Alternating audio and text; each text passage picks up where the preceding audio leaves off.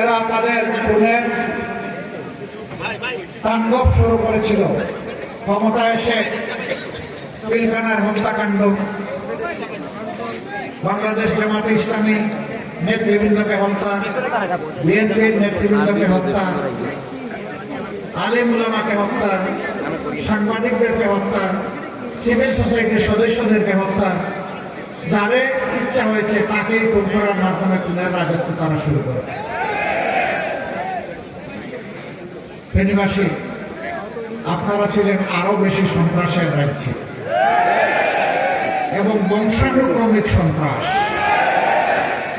এটি অন্য কোনো জেলায় খুঁজে পাওয়া যায় না।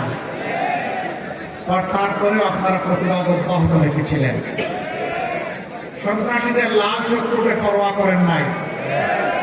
আপনারা এবং আপনাদের বুকের সন্তানের রাস্তায় নেমে এসেছিল। পুরা জুলাই জুড়ে আন্দোলন করেছেন। আগস্টের 5 তারিখ ফলাফল নিয়ে ঘরে ফিরেছেন। এখানে মহিপালে 12 জন আমাদের সহযোদ্ধা শাহাদত বরণ করেছে। আমি তাদের প্রতি গভীর শ্রদ্ধা নিবেদন করছি। মহান রবের দরবারে দোয়া করছি, আল্লাহ তাআলা তাদেরকে মর্যাদাবান শহীদ হিসাবে কবুল করুন। আমি আরো শ্রদ্ধার সাথে স্মরণ করছি পিতৃভূমি ফেনীর মানুষ, সাবেক প্রধানমন্ত্রী, বিএনপি সাবেক চেয়ারপারসন বেগম খালেদা জিয়াকে। তিনি দেশের স্বাধীনতা সার্বভৌমত্বের ব্যাপারে অঙ্গীকারবদ্ধ ছিলেন। আধিপত্যবাদকে তিনি প্রশ্রয় দেয় নাই। এই জায়গায় তাকে আমরা অন্তরের অন্তঃস্থল থেকে শুকরিয়া জানাই, অভিনন্দন জানাই।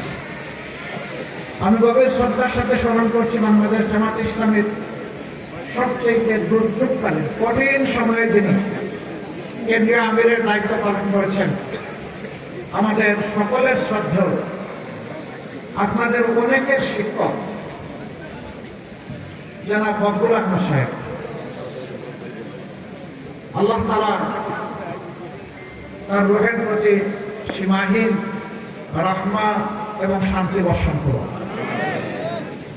আজকে আমার বড়ই মনে পড়ে বাংলাদেশ প্রকৌশল বিশ্ববিদ্যালয়ের কৃতি ছাত্র আবরার বাহাদুর এই ফেনী নদী নিয়ে দুটি কথা বলেছিল, এই জন্য তাকে জীবন দিতে হয়েছে। ফেনীবাসী, আবরার সাহেবের রূপে আপনাদের কাছে রেখে গেলাম।